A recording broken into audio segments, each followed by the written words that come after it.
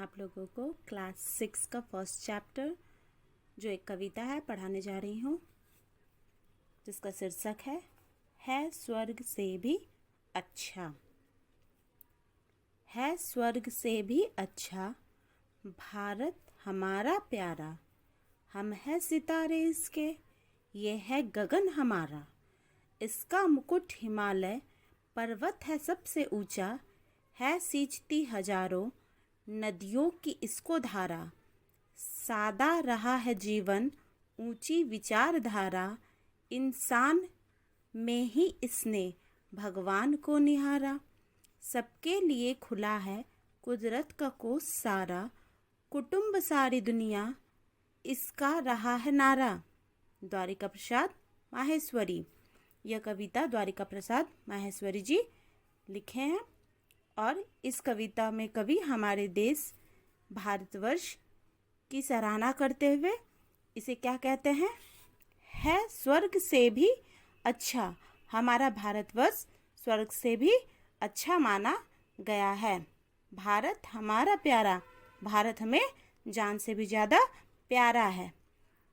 हम हैं सितारे इसके, ये है गगन हमारा।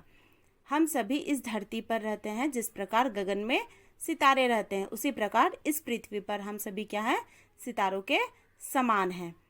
इसका मुकुट हिमालय पर्वत है सबसे ऊंचा। इसका मुकुट क्या है, हिमालय है। पर्वत है सबसे ऊंचा, हिमालय कैसा है, सबसे ऊंचा पर्वत है सींचती हजारों नदियों की इसको धारा।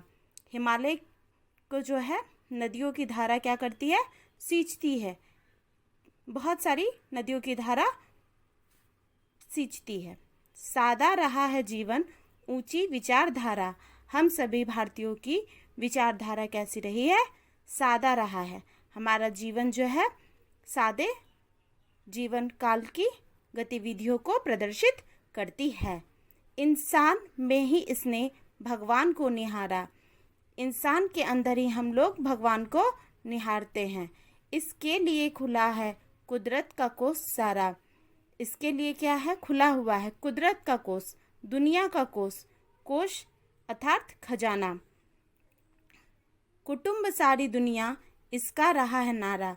कुटुंब का अर्थ है परिवार, तो यह दुनिया जो है, कुटुंब सारी दुनिया, हमारी दुनिया जो है ये पूरी हमारे परिवार के समान है, यही इसका नारा है। इस प्रकार द्वारिका प्रसाद माहेश्वरी इस कविता के द्वारा हम सभी को बताते हैं कि प्राचीन काल से ही भारत सबों को एक साथ लेकर चलने की भावना का समर्थन करता रहा है। यह कविता जो है भारत के प्राकृतिक संपदा से भरपूर है और भारत ने सारी दुनिया को अपना कुटुंब माना है। इस कविता का अभ्यास करें, इसे याद करें। Thank you. पूरी हमारे परिवार के समान है, यही इसका नारा है। इस प्रकार द्वारिका प्रसाद माहेश्वरी इस कविता के द्वारा हम सभी को बताते हैं कि प्राचीन काल से ही भारत सबों को एक साथ लेकर चलने की भावना का समर्थन करता रहा है। यह कविता जो है भारत के प्राकृतिक संपदा से भरपूर है और भारत ने सारी दुनिया को अपना कुटुंब माना है। इस कविता का अभ्यास करें, इसे याद करें। Thank you.